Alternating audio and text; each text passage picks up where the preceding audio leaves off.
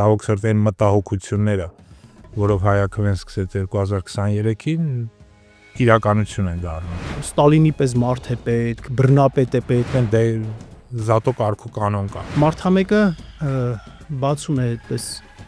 կափարիչ է, ասում է, այ ժողովուրդ ջան, սա խաշլամա է, Կարա փողոցում կանգնացի, ծեծի, ջարդի, հա,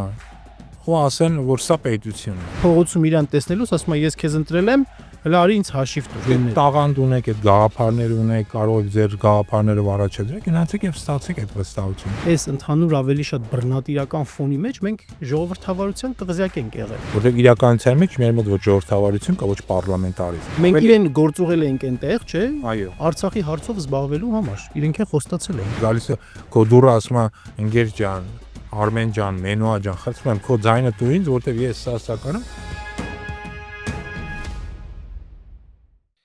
Արմեն ջան, երկար ժամանակ պլանավորել էինք այս մեր զրույցը, որը որ հիմա մոդայիկ ձևով ոդքասթ են անվանում, Հայաքվեի ոդքասթը հատուկ, որի անունն էլ դրեցինք Հայաքվեի հիմնասյուներ, եւ այսօր անդրանիկ թողարկումն ենք անում, անգլիացիներն ասում են fingers crossed, մատներս խաչ անենք եւ մեզ հաջողություն ցանկանանք։ Բարև բոլորին, ովքեր որ մեզ դիտում են, ես Մենուան եմ Սողոմոնյան, պատմական գիտությունների թեկնածու դոցենտ, ԵՊՀ նախկին դասախոս եւ Հայաքվե ազգային քաղաքացիական միավորման վարչության անդամ։ Հայաքվեն մենք հիմնադրեցինք շատ ընկերների հետ, գաղափարակից պայքարի ընկերների հետ, որոնցից մեկն էլ պատիվ ունեմ, Արմենն է Մանվելյան, իմ ընկերը, իմ պայքարի ընկերը, իմ գործընկերը։ Արմենը նույնպես պատմական գիտությունների թեկնածու է, երկար տարիներ դասավանդել է, գիտական ուսումնասիրություններով է զբաղվել, գիտական վերլուծություններով է զբաղվել եւ նաեւ պրակտիկ վերլուծություններով լրագրողական գործունեությանը համադրելով եւ իրար հետ միասին մեր մյուս ընկերների հետ Արմեն ջան հիշում ես հիմնադրեցինք, այսինքն մինչեւ այդ համախմբում անունով շարժումն էինք հիմնադրել եւ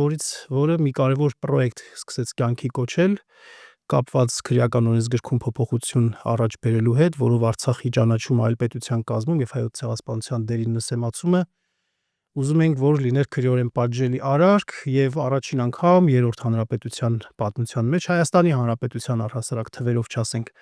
պատմության մեջ քաղաքացիական նախաձեռնություն արեցինք օրենսդրական, որպեսզի քրեական օրենսգրքում այդ փոփոխությունը տեղի ունենար եւ 50,000 մեր քաղաքացիների ստորագրությունները անհրաժեշտ մենք կարճ ժամանակում հավաքեցինք, մտանք բավական ռիսկային գործի մեջ, որովհետեւ շատերը մեզ ասում են, որ չեք հաջողելու եւ այլն։ Մտանք եւ նաեւ այդ պրոյեկտի մեջ, այդ կարևոր գործի մեջ ավելի կոփվեց, թրծվեց, ամրացավ այն թիմը, որը այսօր մեր քաղաքական դաշտում բավական լուրջ եւ քաղաքացիական գործերի մեջ եւ քաղաքական դաշտում համարում ունի եւ այդ է ներկայացնում մասնակցություն ունենալու երկրի կարևորագույն հիմնախնդիրների լուծմանը եւ դա իրականացնելու համար, որպեսզի մենք դա կարողանանք անել, մեր տևական քննարկումների, աշխատանքների, փորձագիտական, մասնագիտական հանրության հետ նաեւ համագործակցության արդյունքում մեր հավաքած իդեաները, մտքերը մենք շարունակաբար ամեն շաբաթյա ֆորմատով զրույցների, այսպիսի հանգիստ զրույցի ֆորմատով կներկայացնենք մեր հանրությանը, կներկայացնենք խնդիրները հնարավորինս համապարփակ եւ համակողմանի, ինչպես նաեւ դրանց վերաբերյալ մեր լուծումները։ Եվ անդրանիկ թողարկումն է այսօրվա ու մեր Հայաքվեի կարևորագույն լոզունգը, մեր կարևորագույն ասելիքը, մեր կարևորագույն իդեան մենք ձևակերպել ենք հետեւյալ նախադասությամբ. մեր գերագույն արժեքը հարատև ազգային պետությունն է։ Շնորհակալություն Մենուա ջան, որ առաջին այս ոդքասթին հենց ինձ ես հրավիրել, որտեղ իսկապես Հայաքվեն սա մի մեծ ընտանիք է, որը սկսեց դեռ 2.5 տարի առաջ, շատ լավ ցավոք սրտի ժամանակ հասկանալով, ցավոք սրտի եմ ասում, որ այն վտանգները, որոնք կան։ Եվ մենք փորձ ենք անում կանխարգելել այդ վտանգները, առաջին հերթին վտանգը Արցախն էր, մենք փորձ ենք անում, հույս ունեինք, որ մեր այս գործընթացը ինչ որ մոբիլիզացիոն հարց կլուծի եւ շատ մարդիկ կգան մեր կողքը կանգնեն։ Իսկապես դու ճիշտ ես, շատ են սկեպտիկները, որոնք ասում են ոչ մեկն էլ չի գա։ Շատ քիչ մարդ կա առավելևս որ դրանք հիշում եք թաղապետարանում, համայնքապետարաններում են, որոնք վերահսկում են ԿՊ-ի կողմից մարդ չի մտնի, բայց փառքաստու ցույց տվեց ժամանակը, որ իզուր են կարծում մարդիկ վախենում են։ Եթե կա շատ լավ գաղափար, այդ գաղափարի շուրջ մարդիկ պատրաստ են հավաքվել։ Եվ հասկանալով այդ վտանգները մենք սկսեցինք այդ գործընթացը, նաև հասկանալու համար նաև բնակչության տրամադրվածությունը։ Նորից կարել կարծիք, որ մարդիկ անտարբեր են, կոպիտ ասած թքած ունեն, թե ինչ է կատարում Արցախում էլ, Հայաստանում էլ, որտեղ մեր հաջորդ հարցը Արցախից բացի մենք դնում ենք ցեղասպանության միջազգային ճանաչում, լավ հիշում ես այդ հարցը, եւ որ նորից հստակ կերպով հասկանում ենք, որ սրանք Արցախի վաճառքի գործընթացը սկսելով հաջորդ արդեն ամբողջ ազգային շահերն են դնելու վաճառքի մեջ, ինչը երևում է արդեն։ Հա, ինչը արդեն այսօր պարզերում է 2023-ին, որ մենք խոսում ենք, դրա մասին շատերը ասում են, ինչ եք ասում, ոնց կարող են սրանք Արցախը դրեն վաճառքի, չգիտեմ, այն հողանձողին, հողին կանցնենք այդ մանկամիտ լոզունգների տակ են, կամ ոնց կարող են ցեղասպանությունից հրաժարվեն եւ այլն եւ այլն։ Հիմա տեսնում ենք, էլի, ցավոք սրտի այն մտահոգությունները, որով Հայաքվեն սկսեց 2023-ին, իրականություն են դառնում։ Եվ դա է պատճառներից մեկը, հետագայում մենք որոշեցինք եւ հա իսկապես 50,000-ից ավելի ստորագրություն հավաքվեց։ Ու չնայած շատ լավ պատկերացնում ենք, որ ինչ դժվարությունների դժվարությունների առաջ ենք կանգնելու, բախվելու, որ հիշում ենք այդ օրերը ոնց էին, ասենք թե ամեն կերպ խոչընդոտում, արգելում, նույնիսկ հարձակումներ էին լինում մեր ստորագրահավաքի տեղամասերի վրա, ու սա պարբերաբար ամենօրյա ռեժիմով, բայց չնայած դրան իսկապես հաջողվեց, բայց ցավոք սրտի այն կանխատեսումները, որը մենք ունեինք, իրականացավ։ ու դրա հիմնական պատճառը, եթե իհարկե հիշում ենք, Արցախի հայաթափումն էր սեպտեմբերի 19-ին, այն ժամանակ, երբ որ ստորագրությունները կենտրոնական ընտրական հանձնաժողովում հաշվարկվում էր սահմանված կարգով, ադրբեջանական ագրեսիան տեղի ունեցավ եւ Արցախը հայաթափվեց, հենց դա եղավ հիմնական պատճառը, որ չշարունակվեց, որովհետեւ մենք պետք է գնայինք եւս 300,000 ստորագրություն հավաքելու եւ հարցը դնելու հանրաքվեի, որովհետեւ մարդկանց մոտ այսպես հուսահատվածություն կար, ասում էին Արցախը վերջացավ, էլ ինչ ստորագրություն, էս էր ցավոք սրտի, բայց դա չի նշանակում, որ ուժեղ մարդիկ պետք է հուսահատվեն, հուսալքվեն եւ մի կողմ քաշվեն եւ նաեւ հիշեցնել, որ դա էր պատճառներից մեկը, ինչու մենք որոշեցինք շարունակել, որտեղ կար տրամադրվածություն, որ ստորագրահավաքի ավարտից հետո պետք է ոնց ասած լուծարվեն, գնան այլ կանոններ իրագործող զբաղվել, բայց հասկացանք նաեւ, որ չլինելով քաղաքականության մարդ, մենք մեզանից եւ ոչ մեկը երբեք նախկինում չզբաղվելով քաղաքականությամբ, շատ լավ հասկանում ենք, որ ասենց ասեմ հնարավոր չի ուղղակի ասել լավ չեղավ մեր մոտ չստացվեց գնալ տները պարկել ու հանձնվել։ Իհարկե։ Սա իրական պարտություն այդ վաղ կսկսի, որտեղ պարտված չնա, որ շարունակում է պայքարել։ Մանավանդ ասենք մենք օրինակ, հա, որ հավակնում ենք, ես չասեմ, որ կոչվում ենք, բայց հավակնում ենք մտավորականի բարձր կոչումը կրելուն, որովհետև ես էլ դու էլ դաս ենք տվել երկար ժամանակ, մեր խոսքը ասել ենք, մեր վարվելակերպով ինչ որտեղ ուղենիշ ենք հանդիսացել երիտասարդների համար եւ թեև քաղաքականությունը շատ բարդ ոլորտ է եւ մենք էլ փորձառություն համապատասխան չունենք եւ մենք իհարկե կարող ենք խոստովանել, որ շատ անգամներ նաեւ սխալվել ենք, սխալ ենք իրավիճակը պատկերացրել, այնպես չի որ երբեմն կարող ենք էլի նորից սխալ պատկերացնել, բայց ամենայն դեպս կարևորագույն հանգամանքը մեր կամքն է, որ մենք դնում ենք առաջ եւ մենք գնալով ուժեղանում ենք։ Եվ գալով մեր այսօրվա զրույցին եւ հիշեցնելով, որ մեր հիմնական լոզունգը, մեր բարձրագույն արժեքը հարատև ազգային պետությունն է, այդ հարատև ազգային պետության կարևորագույն հիմնասյունը իրական եւ կայուն ժողովրդավարությունն է։ Եվ մենք այսօր մեր զրույցի մեջ փորձենք հասկանալ, թե ինչպես կարող ենք ունենալ իրական եւ կայուն ժողովրդավարություն, որովհետեւ այն ինչ որ հիմա կա, ոչ մի կերպ ժողովրդավարություն անվանել չի կարելի, ոչ մի կապ չունի ժողովրդավարության հետ։ Մեզ դիտող մարդկանցից կամ մեր հայրենակիցներից կարող են ինչ որ ժողովրդավարության հետ շատ էմոցիոնալ ասոցիացիաներ ունենան, օրինակ այն հանգամանքը, երբ որ մարդամեկը բացում է այդպես կափարիչ է եւ ասում է, այ ժողովուրդ ջան, սա խաշլամա է, այսպես կարող է ասոցացվել, որ առաջ այդպիսի ձևով լիդերը իրան չէր պայել, իսկ հիմա գնում է մարդկանց ձեռքն է բռնում, մարդկանց հետ շփվում է, դա իհարկե դա դերասանություն է, դա ժողովրդավարություն չէ, բայց դրա կողքին կա նաև մեկ այլ կարծրատիպ, որ մանավանդ պարտություններից հետո, մանավանդ այսպես երկրի վատ ծանր դրության պայմաններում, ներքին պառակտվածության պայմաններում մեր հայրենակիցներից, մեր մտահոգ հայրենակիցներից հաճախ ենք լսում, որ Ստալինի պես մարդ է պետք, բռնապետ է պետք, այս երկրին բռնապետություն է պետք եւ այլն, այսպիսի կարծրատիպեր ենք լսում։ Իբրև թե այս պարտությունների, այս նվաստացումների ամբողջ շղթան պայմանավորված է ժողովրդավարությամբ։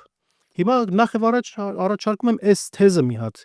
քննարկենք, հասկանանք իսկապես ժողովրդավարության խնդիրն է, որ մենք հասել ենք այս վիճակին, թե դրա բացակայությանը։ Այս երկու հարց էլ կա, որ պետք է անպայման քննարկենք, քանի որ նաև հայակվեն հիմնվում է ժողովրդավարական սկզբունքների եւ ազգային սկզբունքների վրա։ Կա նաև երկրորդ կարծրատիպը, որ ազգային պետությունը չի լինում ժողովրդավար։ Մենք հենց հայակվեւ ուզում ենք հերքել այդ կարծրատիպը, որ դա իսկապես այն չի։ Երկրորդը կա այն կարծրատիպը, որ ժողովրդավարական երկրները իբրև թե թույլ պետություններ են, որը նույնպես սխալ է։ Դրանք ընդհակառակը շատ ամուր եւ շատ կայուն պետություններ են։ Կա նաև երրորդ կարծրատիպը, որ ժողովրդավարությունը մեր հայերի համար չի, որ մեր մշակութային կոդում, ասենց ասեմ, չկա ժողովրդավարություն, որը նույնպես սխալ է եւ ոչ մի աղաս չունի մեր պատմական անցյալի հետ։ Ընդհակառակը, երբ որ մեր պատմության խորքերն ենք նայում, տեսնում ենք, որ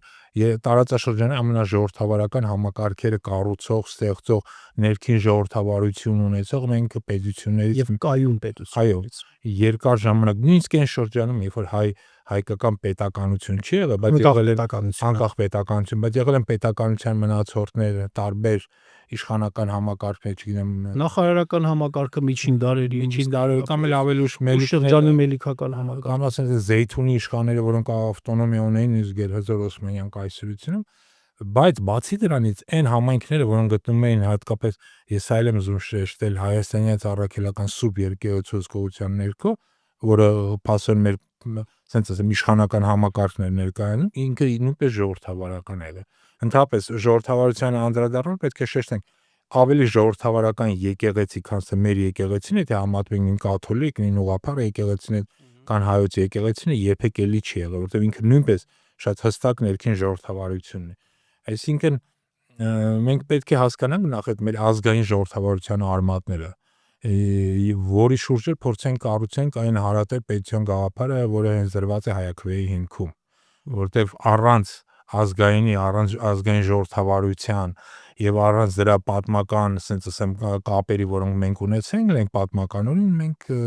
ասենց ասեմ, հերոգնալ չեն կարող, որովհետև ժողովրդավարության այն մոդելները, որ սովորաբար մեզ պարտադրում են արևմուտքից եկող, իրենք շատ դեպքերում չեն համապատասխանում ոչ մեր պատմական անցյալին, ոչ մեր մշակույթին, ոչ մեր մենտալիտետին, ու այս հակասությունները շատ դեպքերում բերում է այս սխալ պատկերացումը, ժողովրդավարությունը սխալ է, ժողովրդավարությունը թույլ է, մեզ ոնց որ դու ասиш Ստալին է պես եւ այլն, սրանք շատ վտանգավոր իրականության մեջ բան է, որովհետեւ ինչ որ մեկը գալիս է սկսում է բռնություն կիրառել, սկսում են հարմարվել այդ իրավիճակին ու դառնում են ու ասում են դե զատո կարգու կանոն կա։ Ու այս ու շատ դեպքերում սա Հայաստանի իրականության մեջ դրսևորում է մանր ֆեոդալական, ասած ասեմ, համակարգով, որը եղել է ու ցավոք սրտի միջև մել կա։ Այս թեմաներն է, որ իսկապես արժի քննարկել եւ հասկանալ թե լուծումները որոնք են։ Ես այդ պատմական էքսկուրսին կուզեմ ավելացնել։ Իհարկե մեր ժողովուրդը կազմավորվել եւ զարգացել է արևելքում, այսպես ասենք, արևելյան միջավայրում, որտեղ հիմնական կարգերը, պետական կարգերը եղել են հին արևելյան տիպի բացարձակ միապետական համակարգեր, բայց շատ այստեղ կարևոր հանգամանք կա, որ հատկապես քրիստոնեության ընդունումից եւ մեր այբուբենի ստեղծումից հետո մենք կարողացել ենք այն ժամանակվա քաղաքակիրթ աշխարհի շատ ձեռքբերումներ, հունական, հռոմեական, անտիկ աշխարհի շատ ձեռքբերումներ, որոնք որ իսկապես մասնակցայնության, ժողովրդավարության մասին են, եւ շատ այդպիսի նորմեր թարգմանել եւ յուրացնել, եւ դա մտել է նաեւ մեր ժողովրդի կենցաղավարության մեջ, եւ այսպիսով արևելքի այս ընդհանուր ավելի շատ բռնատիրական ֆոնի մեջ մենք ժողովրդավարության կղզյակ ենք եղել։ Եվ դա եղել է միշտ։ այդպես Դարեր շարունակ մենք տարբերվել ենք, տարբերվել ենք։ այո, տարբերվել ենք։ Մենք օրինակ աշխարհաժողովներ ենք ունեցել, որը իհարկե չենք ասում, որ ամբողջ ժողովուրդն է մասնակցել աշխարհաժողովներին, դա չէր կարող լինել, անգամ Հունաստանում էլ դա այդպես չէր։ Ժողովրդավարություն չի ենթադրում, որ բոլորն են մասնակցում որոշումների կայացմանը։ Եվրոպայում մինչև 20-րդ դարը դա այդպես չէ։ Բրիտանիայում կանայք ստացել են ձայնի իրավունք, լիարժեք ձայնի իրավունք տղամարդկանց հետ հավասար 1928 թվականին, օրինակ, հա։ Իսկ եվրոպական շատ երկրներ միայն երկրորդ համաշխարհային պատերազմից հետո են կանայք քվեարկելու իրավունք ստացել։ Իդեպ 1919 թվականի մեր խորհրդարանական ընտրություններում առաջին հանրապետության եւ տղամարդիկ եւ կանայք 21 տարին լրացած բոլորն էլ հավասար մասնակցության իրավունք են ունեցել, նաեւ ընտրվելու իրավունք են կանայք ունեցել եւ 3 կին падգամավոր են ունեցել մեր առաջին խորհրդարանում։ Եվ ինչպես աշխարհաժողովներ, այնպես էլ դրանից հետո եկած ազգային եկեղեցական ժողովները եղել են մասնակցայնության բարձր աստիճանով են աչքի ընկել։ Տարբեր խավերի ներկայացուցիչներ, ոչ միայն արիստոկրատիան, ասենց հայկական նախարարական տներն են մասնակցել, նաև եկեղեցին է շատ ակտիվ մասնակցություն ունեցել, հոգևոր դասի ներկայացուցիչ, նաև ավելի ցածր դասի առևտրականներ եւ այլն մասնակցել են։ Եվ երբ որ օրինակ ասենք կարդում եմ, օրինակ հիշում եմ, էլի ես կարդում եմ Եղիշեի փաստագրած, ասենք Արտաշատի ժողովը, երբ որ հարցեր են քննարկել, այնքան երկար է գրված, այսինքն քննարկումներ այնքան շատ են եղել, որ դրանից ինչ ենք մենք հասկանում, որ ինչ որ որոշում կայացնելու հարցում եղել է այն մոտեցումը, որ ուզեցել են շատ մանրամասն քննարկել, որ բոլորը համոզմունքի գան եւ հնարավորինս միահամուռ ձևով այդ որոշումները կայացնեին, էլի, որ այդ կարծրատիպը կոտրելու համար իսկապես որ մեզ բնորոշ չի ժողովրդավարությունը, չէ, մեզ մեր մոդելի ժողովրդավարությունն է բնորոշ։ Տարվում մի բան էլ ասեմ։ Մենք ապրել ենք երկար տարիներ, դարեր շարունակ եկեղեցու կողմից ստեղծված sense ասեմ ծխական համայնքների համակարգով եւ այդ ծխական համայնքներում եղել են խորհուրդներ, ծխական խորհուրդներ, որոնք ընտրվել են Ընտրովի սկզբում բոլոր ծխի բոլոր ընտանիքի անդամները ընտրելու իրավունք են ունեցել եւ ծուխ ընտրել է իր խորհուրդը եւ խորհրդի հիմնական գործառույթը եղել է ծխի հավաքած ֆինանսական միջոցների տնօրինումն էր, որոնք օգնում էին ծխի անդամներին, parza այդ ծուխը ձևավորում էր եկեղեցիների շուրջ, եկեղեցապատկան հողերի վրա շատ դեպքերում եւ կաթողիկոսի կողմից նշանակված հոգևոր հովիվն էր դրա ղեկավարը, բայց խորհուրդը ուներ շատ կարևոր ֆունկցիա, ինքը նախ ընտրովի էր ամբողջովին, ընտրություններին շատ ակտիվ դեպ մասնակցում էին եւ այդ ընտրությունների արդյունքում ձևավորած այդ խորհուրդները տնօրինում են այդ ֆինանսական միջոցներին։ Իդեպ ուզում եմ շեշտեմ, այդ համակարգը մինչև օրս պահպանված է հատկապես Սփյուռքյան մեր շատ կառույցներում, որտեղ իսկապես եկեղեցու շուրջ ձևավորված ծուխը ունի իր խորհուրդը, ես իդեպ ասեմ, որ ինքս մի անգամ մասնակցել եմ Թեհրանում ծխական այդ խորհրդի ընտրությունները, որպես ասեմ դիտորդ եմ մասնակցել, ոչ որպես ընտրող, այսինքն այդ համակարգը ինքը 100-ամյա պատմություն ունի, ու այդ 100-ամյակների խորքից եղել, երբ որ ասենք թե նույն արևելքում ոչ ոք չգիտեր ինչ բան է դա, ընտրության ընտրական իրավունք, եւ որ ամեն ընտանիքից ավակ տղամարդ հետո ընտանիքի չափահաս տղամարդիկ իրավունք ունեին մասնակցելու, ապա շատ երկրներ, իսկ եվրոպական երկրներում այդ համակարգերը գոյություն չունեն։ Շատ հետաքրքիր ու լավ հատկանշական բան ասեցիր, այսինքն սա նաև ինչ է ցույց տալիս պետականության դրսևորումը, փողը հավաքելը եւ տնօրինելը եւ ծախսելը, այսինքն եկամուտի սա պետական ինչ որ ֆունկցիա է, Իհարկե պետականության կազմակերպության համակարգ է, որտեղ որ չկային sense ասեմ այլ տիպի համակարգեր, գործում էին նմանատիպ համակարգեր։ Այս արձանագրումը մենք անենք Արմեն ջան, հետագայի համար նաև, որ մենք երբ որ խոսենք մեր պետական համակարգերից, թե ինչ պետական համակարգեր մենք պետքա ունենանք եւ այդ պետական համակարգերը ինչքանով պետքա խորություն ունենան եւ կապված լինեն մեր պատմության հետ, այս հանգամանքը ընդգծենք, որովհետեւ մենք այս մասին խոսելու ենք մեր եկեղեցին որպես 1700-ամյա, 1725-ամյա մեծ ինստիտուցիոնալ հիշողություն եւ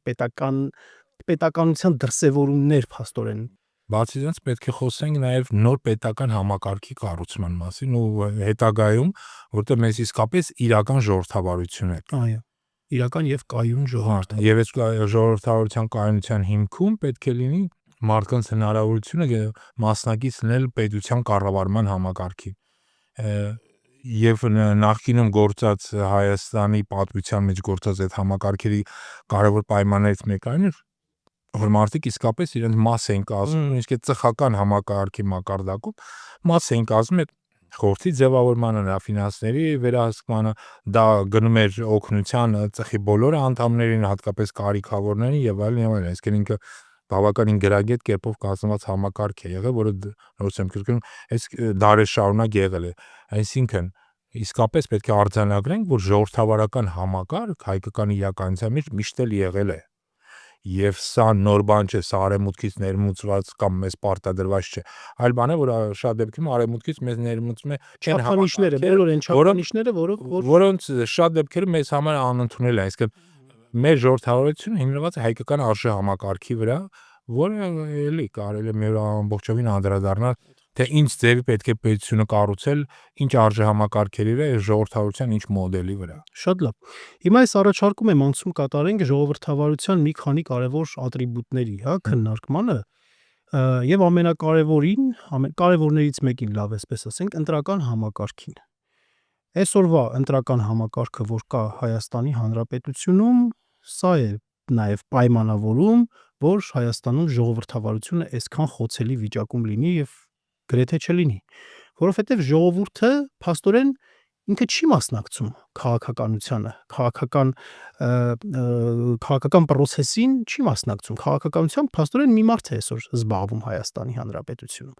Այսօր մարդիկ գնում են, օրինակ, մասնակցում են երկու ընտրությունների։ Մեկը ազգային ժողովի ընտրությունն է համապետական եւ մյուսը տեղական ինքնակառավարման մարմինների, քաղաքապետի կամ համայնքապետի ընտրությունների են մասնակցում։ Երկու համակարգն էլ համամասնական ընտրակարգով են իրականացվում, այն պարագայում, երբ որ մեզ մոտ կուսակցական համակարգերը դեռ կայացած չեն որպես այդպիսի, մարդիկ չեն ճանաչում կուսակցությունները, նրանց գաղափարները չեն տարբերում դեռևս, տեխնացու դառնում են կուսակցությունները, բայց ոչ թե կուսակցությունները որպես այդպիսի, այլ կուսակցությունների առաջին, երկրորդ, երրորդ համարները, այդ առաջին, երկրորդ, երրորդ համարների շորշոփի տակ, այսպես ասած, ընտրվում են մնացած բոլորը։ Հիմա դուրս գանք փողոցում հարցնենք, օրինակ, ասենք падգամավորներից, օրինակ Ցիրունյան Հայկին ճանաչող կա, ոչ ոք չի ճանաչում։ Կամ էլ ասենք ձեր ընտրատեղամասն ընտրել, ով է ձեր падգամավորը, ում եք ասենք բանալը։ Ոչ չգիտի այդ մարդու ոչ անունը, ոչ ազգանունը։ Եվ այսպիսով ունենում ենք օրենսդիր, այնպիսի օրենսդիր, որոնք որ մի մարդուց կախված են լինում։ Այդ մի մարդը ոնց ասի, այդպես կանեն։ Այդ մի մարդ ասի դատախազին ընտրում եք իմ օգնականին, կընտրեն դատախազին իր օգնական։ Ասի նախագահին ընտրում եք այսինչ մարդուն, կընտրեն այս։ 1900-ը հիշեցնում է հայտնի այդ Կալիգուլայի պատմություն, չէ՞, որ իրացիուն ընտրեց կոնսուլ, հիմա մոտապես այդ համակարգն է գործում, էլի կարա գործող ղեկավարը ցանկացածին առանց որևէ արժեքների,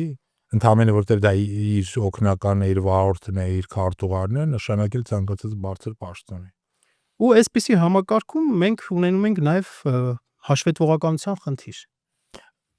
Համաձայն Սա ամենակարևորն է, որտեղ նայեք, հաստորեն ընտրում են մարդիկ падգամավոր եւ իրենք ընտրվում են ըստ գործող համակարգի, սա էլ նշենք։ Ի շնորհիվ առաջին դեմքի եւ պարտավոր են նրան, պարտական են նրան եւ նրա առաջել հաշվետու են։ Այսինքն ժողովրդի ֆունկցիանը դնալ ընտրությունների մասնակցությունը ամբողջովին կորում է։ կորում է։ Եվ այս մարդիկ իրենց մանդատները տալիս են մարդկանց, ում չեն ճանաչում։ Այո։ Ու ստեղծվել է այս համակարգը, մենք ունենք падգամավորների մի բանակ, որը մեր վճարած հարկերով, турքերով ապրում է եւ ապրում է շատ լավ, բայց պես հաշվետու չի։ Ու ավելին, մեր հաշվի մեր ուզած բաները չի անում։ Մենք իրեն գործուղել էինք այնտեղ, չէ՞։ Այո։ Արցախի հարցով զբաղվելու համար, իրենք էլ խոստացել էին։ Մենք հենց հայակվեն ինչից սկսեց, չէ՞, հենց այդ 58000 մարդ ստորագրեց մի փաստաթուղթ, որով ասեցին խնդրում ենք այս հարցը դրեք քննարկման։ Ու չքննարկեցին։ Իրանք նույնիսկ քննարկման չդրեցին։ Լիագումար նիստում չքննարկեցին։ Ինչու՞, որտեղ այս համակարգը, այսպես կոչված մեծամասնական համակարգը, համամասնական համակարգը, ինքը բավական հիվանդ համակարգ է։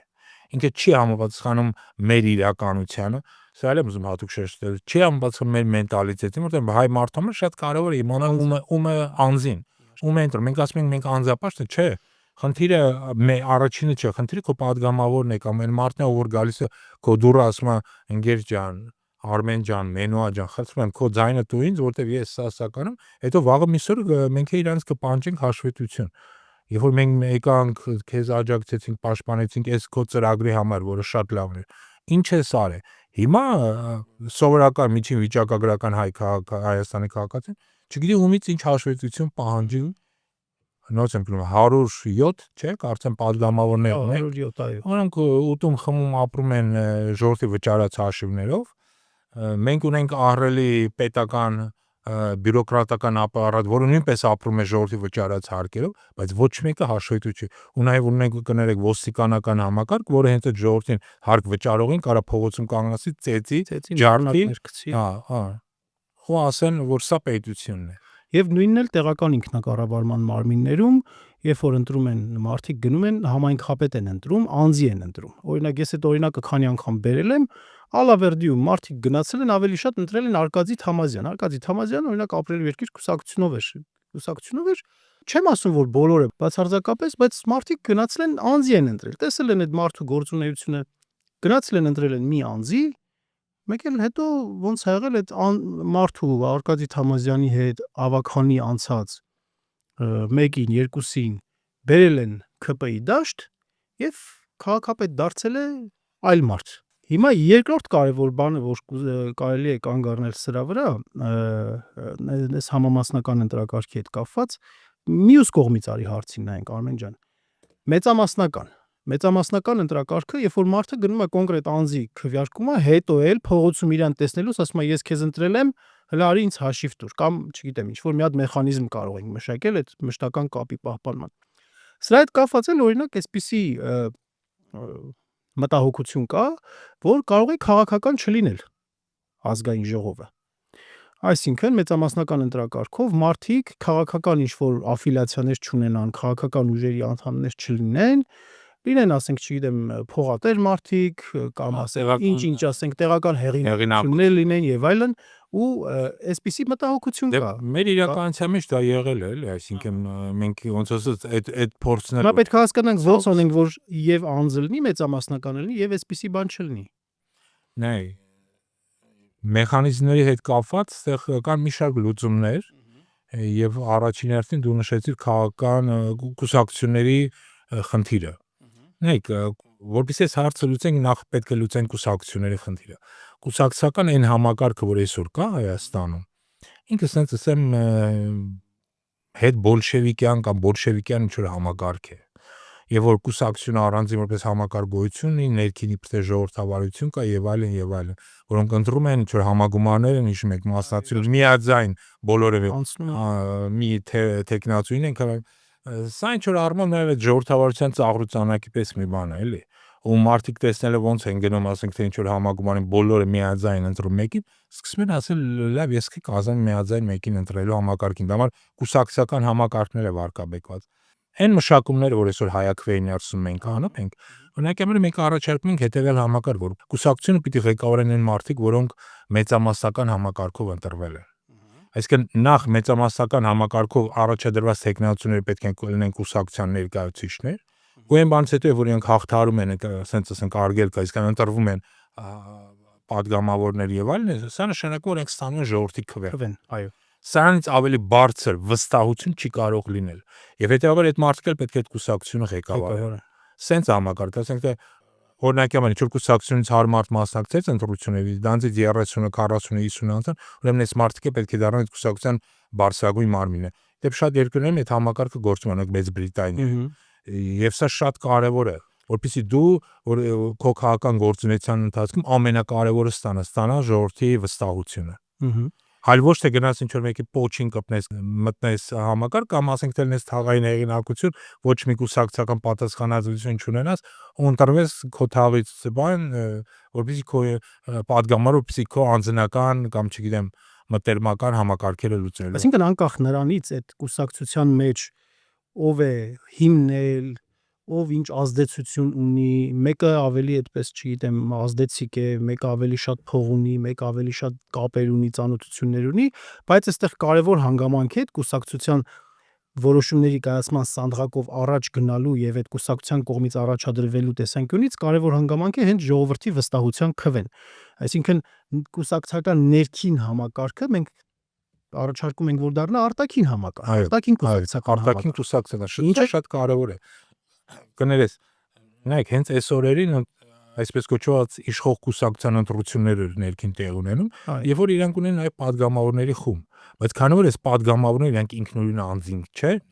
իրանք ընդհանրապես գործողական ռեժիմի պարագլխից կապված, կախվածության մեջ գտնվող նրա առաջ հաշվետու մարդիկ, կուսակցությունը ներքին ինչ որ ընտրություն է անում, որը հետո պարզ դառավ ինչ որ կեղծարարություններ են եղել ինչեւէ, բայց ինչ որ մարդիկ ընտրում են, ինչ որ մարդիկ չեն ընտրում, այսինքն այս համակարգը, այս երկու իրարից անկախ համակարգ պետք է դառնա մեկը, բայց ինքը պետք է դառնա հաշվետու բնակչությանը, ոչ միայն ընտրված падգամավորի համար, այլ կուսակցությունը, որովհետև կուսակցությունը քաղաքական մարմին է, որը ընտրում է բնակչության քաղաքական շահերը ներկայացնելու համար, գաղափարները առաջադրելով։ Այսինքն մեր մոտ այսօրվա դրությամբ կուսակցությունը ինչ որ փակ համակարգեր են դառնում, ինչ որ, չգիտեմ, մաֆիայի հետ համատեմ, մասոնական ինչ որ համակարգի հետ համատեմ, չգիտեմ, բայց ոչ մի լավ բանի հետ չես կարող էլի համատել։ Ինքը դառնում ինչ որ բոլշևիկյան համակարգ, դրանից է գալիս հայտնի Չեռնամիրձիններ չի ասում Ռուսաստանի վարչապետը, ինքել է, հա, մենք կառուցում ենք վերջում KPSS-ը ստացել։ Հիմա ցավոք սրտի այս մեր մանր լիլիպուտ կարլիկ KPSS-ների բանակ ունենք Հայաստանում 106 թե 107 հատ գրանցված, բայց իրական ոչ կուսակցական, ոչ քաղաքական համակարգ չէ։ Դա մեր այդ կուսակցությունների ներսում նաև քաղաքական միտք չի ծնվում։ Մեր ամենակարևորագույն խնդիրներից մեկը այդ քաղաքական մտքի բացակայությունն է եւ այդ քաղաքական բանավեճի նաև մշակույթի բացակայությունն է։ Այո, սա շատ իսկապես կարևոր է։ Ես այս պահին գիտես ինչի հիշեցի, Նապոլեոն Բոնապարտի ժամանակ իշխանության այդ բուրգը կառուցելիս մի սկզբունք էր աշխատում՝ վստահությունը ներքևից։ Նշանակումները Նապոլեոն Բոնապարտն էր անում բոլոր պաշտոններին, բայց վստահությունը, այսինքն առաջադրում է ներքևից էր գալի։ Հիմա այս պարագայում էլ մենք կուսակցությունները փաստորեն մենք առաջարկում ենք, որ այս փակ համակարգերը կուսակցական բացենք եւ վստահությունը լինի ժողովրդի կողմից։ Այո, վստահություն տալիս է ժողովուրդը։ Վնասեք ժողովրդի միջև։ Այդ մարդկանց միջև տեղի ունենա, այդ մարդկանցից տեղի ունենա ընտրությունները եւ համապատասխան առաջադրումները։ Տաղանդ ունեք, այդ գաղափարներ ունեք, կարող եք ձեր գաղափարները առաջադրել, գնացեք եւ ստացեք այդ վստահությունը։ Պարզավոր այսօրվա համակարգով դա հնարավոր չէ հասնել։ Բայց պարզավոր այսօրվա համակարգը ինքը գծած գրած է այնպես, որպեսզի ոչ թե երկրում ժողովրդավարություն լինի, այլ ավտորիտար համակարգն է։ Սա էլ է նշենք, որ իսկապես ավտորիտարիզմը այսօր հայկական ինքը ցավոք սրտի նաև որոշակի իրավական հիմք ունի։ Այո, այսօրվա սահմանադրական համակարգը, այսօրվա այս կուսակցական համակարգը, այսօրվա ճակերտավոր ասած ժողովրդավարությունը բոլոր հնարավորությունը տալիս է ստեղծել ավտորիտարիզմ։ Մարդիկ էլ օգտվում են այս բանը։ միանշանակ, օրինակ դրա բաներից մեկը, այդ հնարավորություններից մեկն էլ նա, որ շատ բարձր շեմեր է սահմանված ընտրություններին հաղթահարելու շեմերը շատ բարձր են։ Օրինակ ասենք 4% չհաղթահարեց կուսակցությունը, ենթադրենք, ինքը չի անցնում։ Դաշինքը 8%, ասենք սա ֆանտաստիկա է, էլի։ 3 կուսակցությունից ավելի 10, այո, 4 եւ ավելի կուսակցությունով, երբ որ դաշինքը է սկսվում 10%։ Փոխարենը իջեցնելու շեմը, որպեսզի ավելի շատ մասնակցայնություն ապահովվի, բարձրացնում են հատուկ, որպեսզի լինի բինար ընտրություններ, ասենք կամ մեզ կընտրեք, կամ նախկիններին կընտրեք, կամ մեզ կընտրեք, սա հենց քո ասացի այդ արտացոլումն է, եւ ես կհիշեմ, որ 21 թվականի ընտրություններին ինչքան ձայն փոշիացավ։ Այդ թվում մեր բանը, մենք իհարկե այն ժամանակ ուրիշ պատկերացումներ ունեինք, ոգևորված, բանեղած մտանք եւ փոշիացան։ Իդեպ նորից մի քանի ամսից սպասվելիք ընտրություններում ես համոզված եմ նույն տեխնոլոգիան օգտագործելու են։ Բերեն հնարավորին շատ կուսակցություններ լցնեն դաշտ, անիմաստ ու փոշիացնեն այդ ձայները, որտեղ իսկապես այդ շեմի հարցը շատ կարևոր է։ Նույնիսկ այսօրվա այս ոչ ժողովրդավարական համակարգում, եթե գոնե շեմերը ցածր լինեն, օրինակ համար հիշեցնեմ, որ եվրոպական շատ երկրներում այդ շեմերը սկսում են 1.5%-ից, 1.5-2-3%, ոչ ավել։ Եվ օրինակ համար Բելգիայի խորհրդարանում կա 15 կուսակցություն, որտեվ ու նպատակը որն է, նպատակն է որ ձայներ չկորան։ Եթե մարդիկ վստահում են 1.5%-ը վստահում է այս կուսակցությանը, ախի պետք է 1.5%-ը գնա ինչ ուրիշին։ Այո։ Ոչի պետք է իր ձայնը գնա ուրիշին համարվի։ Եվ պատմության մեջ հայտնի է, օրինակ Հունաստանում տարիներ առաջ Ցիպրասի եկավ իշխանության, որը մինչ այդ ընդամենը 3 հոգով էին մտել խորհրդարան, ընդամենը 3 падգամավոր ունեին, բայց այդ 3 падգամավորները այսքան ակտիվ էին, այսքան գաղափարական էին, տղաներ էին, երիտասարդ բավական էին, որոնք ընդամենը շատ ակտիվ աշխատանքի արդյունքում ընդամենը 5-6 տարի հետո եկան իշխանության։ Այսինքն ոչ թե այդ մարդկանց ճանապարհը փակել էին, այլ ընդհակառակը թույլ տվեցին են 3 հոգին մտնեն խորհրդանան եւ իրենց ակտիվությամբ գրավել գալ իշխանության։ Հիմա սա է խնդիրը, որ ավտորիտարիզմի հիմքում դրված է կեղծ ժողովրդավարություն, Հայաստանում սա կեղծ ժողովրդավարություն է, եւ այդ կեղծ ժողովրդավարությունը, որպես իրանք ապավեն, նրանք այդ տոկոսային անցումային տոկոսները ավելի են բարձրացնում եւ փորձում են հնարավորինս քիչ կուսակցություններ թողել խորհրդան մեկ եւ հնարավորինս շատ փոշիացնել ձայները, որոնք կան։ Իդեպ խոսելով նրա մասին, որ քիչ առաջ խոսում ենք, որ բաց կուսակցական համակարգ պետք է ստեղծենք, այս մեր ոդքասթը, այս մեր զրույցը փորձում ենք նաև դրա ինչ որ մի դրսևորումը դարձնել մեր մտքերը, մեր իդեաները, մեր գաղափարները, մեր ծրագրային դրույթները, որ մենք հիմա ներկայացնում ենք հանրությանը,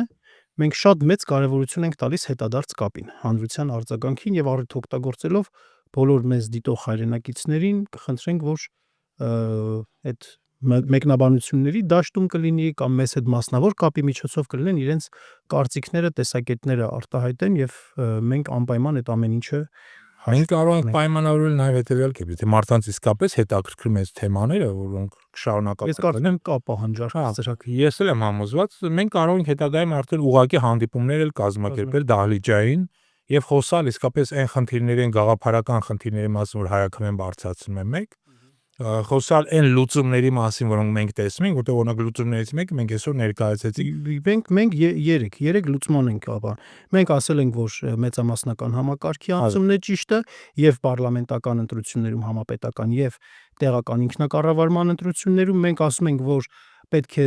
փակ կուսակցական համակարգերից անցում կատարենք բաց կուսակցական համակարգերի եւ մենք ասում ենք, որ ընդհանուր առմամբ շեմերի կրճատում պետք է լինի, դա ընդհանուր առմամբ որպես կոնցեպտ,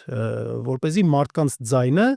տեղ հասնի եւ չփոշիանա։ Այս 3 կարևոր բանը ասացինք, Արմեն ջան, կներես, որ բան արեցի միջամտել։ Չէ, ես ընդհանրապես ասում եմ, եթե իսկապես այս գաղափարների շուրջ կան ընդհանուր կոնսենսուս, եւ մարդիկ ցանկանան էլ ավելի մանրամասը տեսնել, լսել եւ խոսել, քննարկել, մենք նաեւ կարող ենք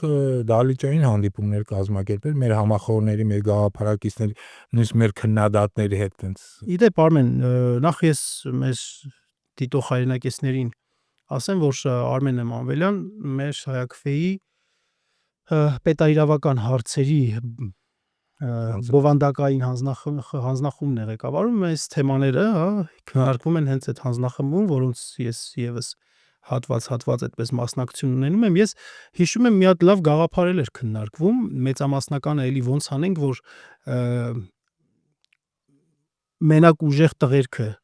չընտրվեն, այլ օրինակ, չգիտեմ, մարդը, որ մանկավարժ է, բայց համարում ունի, բայց կոշտ ազդեցություն չունի մարդկանց վրա, կամ բժիշկ է, որը որ համբավ ունի, բայց կոշտ ազդեցություն չունի մարդկանց վրա, եւ այնտեղ էլ մեխանիզմի մասին ենք, չէ՞ խոսում, ռեյտինգային մեխանիզմի մասին։ Տարբեր մեխանիզմներ կա, մեխանիզմներից մեկը, որ առաջարկում են մեր հանձնախմբի անդամները, դա այսպես կոչված ռեյտինգային մեխանիզմն է, օրինակի համար, երբ պետությունը բաժանում է օրինակի համար 33-34 ընտրատեղամասերի, որ տարածքների, որտեղից 3 հոգի առաջին եռյակը դա ընտրվում է падգամավոր։ Եվ խոսքն անում է, որ այսա կարող են տարբեր ազդեցության եւ տարբեր հենց ասեմ մշակույթ կրող մարդիկ ընտրվել։ Եվ այդ ձևով նաեւ այդ լուծումներից մեկը։ Իմ խորին համոզմամբ այնուամենայնիվ այստեղ կարևոր է քաղաքական ուժերի մասնակցությունը, որպեսզի բոլոր այն մարդիկ, ովքեր որ առաջադրում են, նրանք անպայման պետք է ներկայացնեն այս կամ այն քաղաքական ուժը։ Այո, քաղաքական ուժի անդամ պետք է լինեն, շատ կարևոր է։ Եվ առաջադրվեն նրանց կողմից։ Այսինքն քաղաքական ուժը ներկայացնում է, ընդհանրեն 33 ընտրատեղամասը, ասում է ես կարող եմ ներկայացնել 33 падգամավոր թեկնածու ամեն մի ընտրատեղամասում։ Եվ սա նաև այդ քաղաքական ուժի պատասխանատվությունն է այդ անձի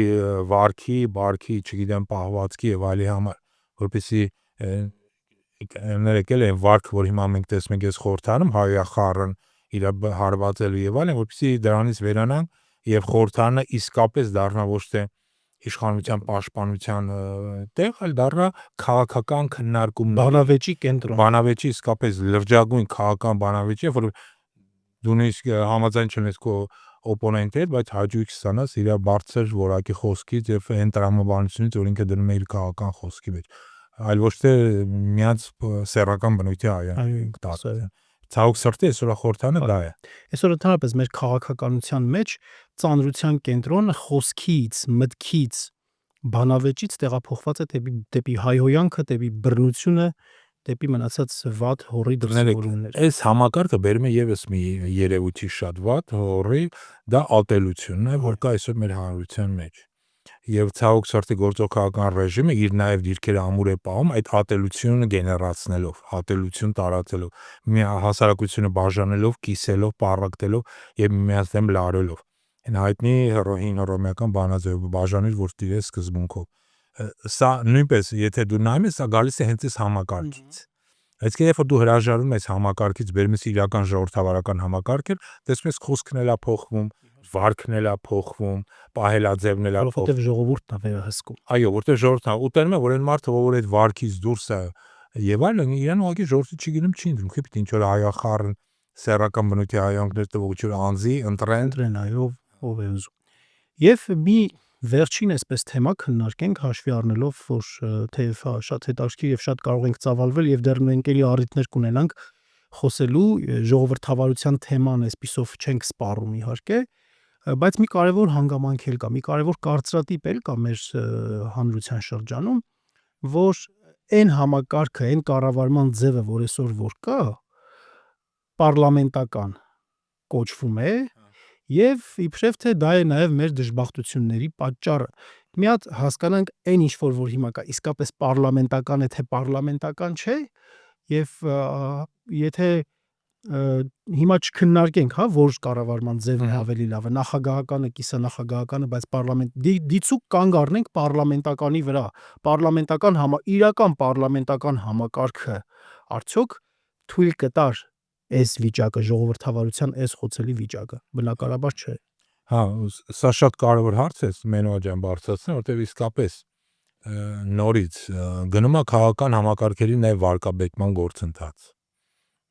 Խոսեցին շատ նոր փորձի արում ժողովրդավարության համակարգը վարկաբեկել, հիմա էլ վարկաբեկում է խորհրդարանական կամ պարլամենտական համակարգը, որտեղ իրականության մեջ մեր մոտ ոչ ժողովրդավարություն կա, ոչ պարլամենտարիզմ։ Մեր մոտ կա ծայրահեղ վարչապետական համակարգ, սուպեր վարչապետական կամ այսպես կոչված, երբ որ այս անձը վերահսկում է ամեն ինչ։ Եվ օրենսդիր, եւ գործադիր, եւ ինչպես ժամանակը ցույց տվեց դատական իրավապահ համակարգ, այսինքն այդ մարդը, չգիտեմ, էլի Բրունեի սուլթանից ավելի բարձր լիազորություններ ունի եւ իրենք դա օգտագործում են 100%-ով իրենց իշխանությունը պահելու համար։ Միաժամանակ նաեւ վարկաբեկելով պարլամենտարիզմը։ Ուզում եմ հատուկ հիշեցնել, որ արևմտաեվրոպական երկրների ճնշող մեծամասնությունը, բացառությամբ Ֆրանսիայի, իրանք պարլամենտական պետություններ են եւ շատ հաջող, շատ դինամիկ զարգացող պետություններ եւ ժամանակը ցույց է տվել, որ նախ ժողովրդավարությունը իրական պարլամենտարիզմն է, երկրորդը իրանք շատ հետաքրքիր զարգացման դինամիկայի պատմություն ունեցող պետություններ են, որտեղ կան ներքին դիսկուրս բնակչության մեջ, կան քաղաքական համակարգեր առողջ, որոնք անմիջապես շփվում են եւ բնակչության հետ, եւ միմյանց միջև են մտնում բանավեճերի մեջ, եւ չկա ավտորիտարիզմ կառուցելու եւ ոչ մի հնարավորություն։ Ես օրինակ այս պահին հիշեցի 30-ական թվականներին, երբ որ Ֆրանսիայում էլ էր, հա, գնում սենց աջ ծայրահեղական թեքումներ էր գնում, ֆաշիստական ահագին խմբեր կային, ուժեր կային, մարտական խաչեր եւ այլն, Ֆրանսիայի պարլամենտարիզմի երկարամյա ավանդույթներն էին, որ թույլ չտվեցին, որ այդ ծայրահեղական դրսևորումները հենց Ֆրանսիայում տեղ գտնեին։ Ես երևի ամփոփենք այսօր, ես շատ շնորհակալ եմ Ալվիզա։ Ես շնորհակալ եմ։ Կարծում եմ լավ ստացվեց մեր առաջին ոդքասթը եւ այսպիսով եկեք ամփոփենք, որ իրական եւ կայուն ժողովրդավարություն կառուցելու համար ի թիվս այլ քայլերի, ի թիվս այլ գործողությունների, ի թիվս այլ խնդիրների, որ պետք է լուծեն, մի քանի կարևոր բան մենք այսօր արձանագրեցինք։ Առաջինը, որ ընտրական համակարգը դարձնել մեծամասնական, բայց падգամավորները, որոնք տեխնացուները, որոնք կառաջադրվեն, լինեն քաղաքական ուժերի ներկայացուցիչներ, պարտադիր կերպով, կիրառվեն ռեյտինգային որոշակի սխեմաներ, որը որ կապահովի ժողովրդի վերահսկողությունը եւ ժողովրդի վստահությունը, տվյալ հաշվետվությունը եւ հաշվետվողականությունը, այո։ կուսակցական համակարգի մեջ կատարել այնպիսի օրենսդրական փոփոխություններ, որը որ փակ կուսակցական համակարգերը կվերածի բաց կուսակցական համակարգերի, այսինքն տեխնացու առաջադրվելու եւ ընդհանրապես կուսակցությունը ղեկավարելու իրավունք կստանան նրանք, ովքեր որ ժողովրդի վստահությունը վայելում են այս կամ այն չափով, եւ նաեւ շեմերը, բարձր շեմերը ցածրացնել, որը որ ավելի լայն մասնակցություն կապահովի, ժողովրդի ձայնը ավելի լայն տեղ հասցնելու հնարավորություններ կապահովի։ Այսքանը մեր այսօրվա զրույցի համար, մենք ամեն շաբաթ ենք դուրս գալու եւ ժողովրդին հուզող, հետաքրքրող, իսկապես կարևոր խնդիրների, հիմնախնդիրների վերաբերյալ թե հայաքվեի անդամների հետ եւ թե ոչ անդամ, բայց մեզ հետ համախոհ գաղափարակից հանդիսացող գործընկերների հետ կքննարկենք կարևորագույն խնդիրները։ Շնորհակալություն։